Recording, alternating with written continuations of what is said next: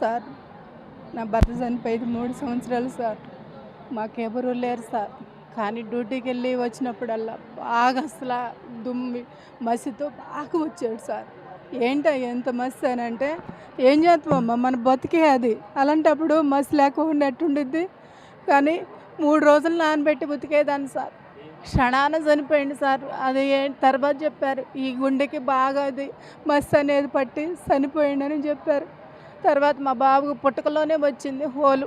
గుంటూరులో ఉండం. నాకు నేను తెచ్చుకుంటే తింటాం, లేకపోతే లేదు. ఆయన పరిస్థితి అంత మాత్రంగా ఉంది. ఇప్పుడు మాకు ఎవరు లేరు సార్. ఇంట్లో మా అమ్మ మా నాన్న కూడా చనిపోయారు సార్. వాళ్ళు కొంచెం సాయం చేసేవాళ్ళు. అలాంటిది ఇప్పుడు ఆయన కూడా వాళ్ళు కూడా లేరు సార్. తెచ్చుకుంటే తింటాం, లేకపోతే లేదు.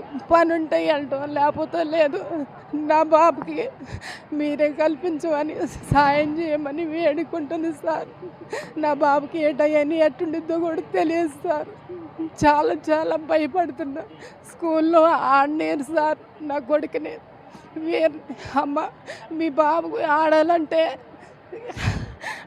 ఆడాలంటే సాలొచ్చేస్తుందమ్మా, సాస్ వచ్చేస్తుందని. నా కొడుకు తప్పిడిసి నాకు ఎవరు లేరు సార్. అమ్మాయి ఉంది కానీ పెళ్లి చేసిన ఆ వేటయ్యని పడితే ఆటయ్యని ఇక్కడ దిగి ఇంటికి వచ్చేసేది సార్. నైట్ హైదరాబాద్లో ఉండింది. అలాంటిది ఇవాళ ఈ ఊరు పోతుందంటే మాకు చాలా బాధగా ఉంది సార్. నా కొడుకుని గురించి బాధ అనిపించలేదు. ఈ ఊరు నుంచి వెళ్ళిపోవాలంటే చాలా చాలా బాధ అవుతుంది సార్. అలాంటి పిల్లలు ఇంకెంతోమంది బాధపడుతున్నారు సార్. ఇప్పుడు నాకు జ్వరం సార్. జ్వరం, గొంతు నొప్పు, కళ్ళకు ఒకేసారి వచ్చింది సార్. అలాంటి పరిస్థితులలో కూడా నేను తెచ్చుకుంటే తింటాం, లేకపోతే లేదు.